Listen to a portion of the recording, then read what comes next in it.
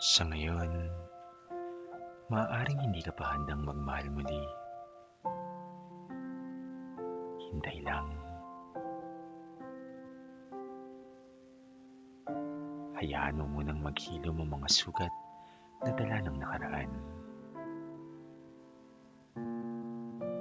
May mga masuswerte man na nakahanap na ng tunay na pagmamahal.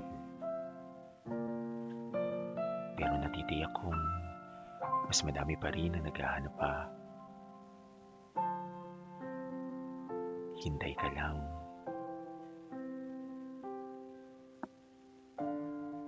Hintayin mo yung taong hindi mahihiyang abutin at hawakan ng iyong mga kamay. Hintayin mo yung taong handang alalayan ka bago ka pa man mapayapak sa lubak na daan.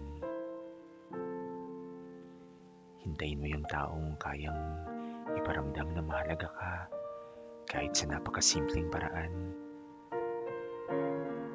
Hintayin mo yung taong tutulungan kang buuin ang tiwala mo sa iyong sarili nang mas umunlad ang iyong pagkakakilanlan.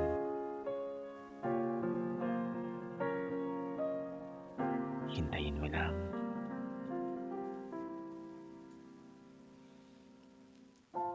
Hintayin mo yung taong hindi magdadalawang isip na ipakilala ka sa kanyang pamilya at mga kaibigan.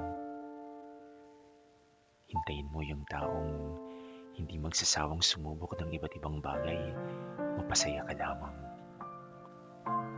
Hintayin mo yung taong gagawin ang lahat upang mapalapit din siya sa iyong pamilya at mga kaibigan. Hintayin mo yung taong bibigyan ka ng oras at isasama ka sa lahat ng plano niya sa buhay. Hintayin mo lang.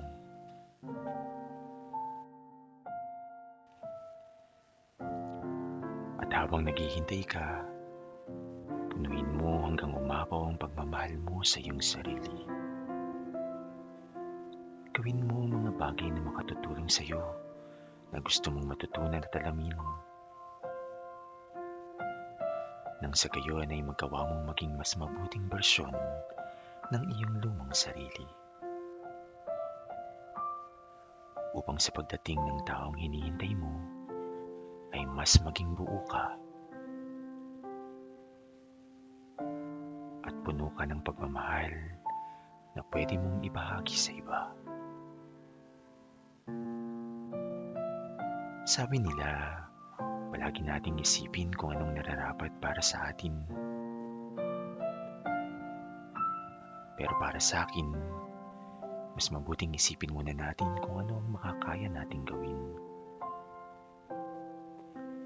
At kung ano ang mga masasamang katangian natin na kailangan na nating baguhin. Nang sa gayon ay mas maging karapat-dapat tayo sa darating na tunay na pag-ibig. Hintay ka lang. Maniwala ka at patuloy na manalangin. Dahil sa tamang panahon at pagkakataon at handa ka na, darating ang taong pinili ng Diyos para mahalin ka.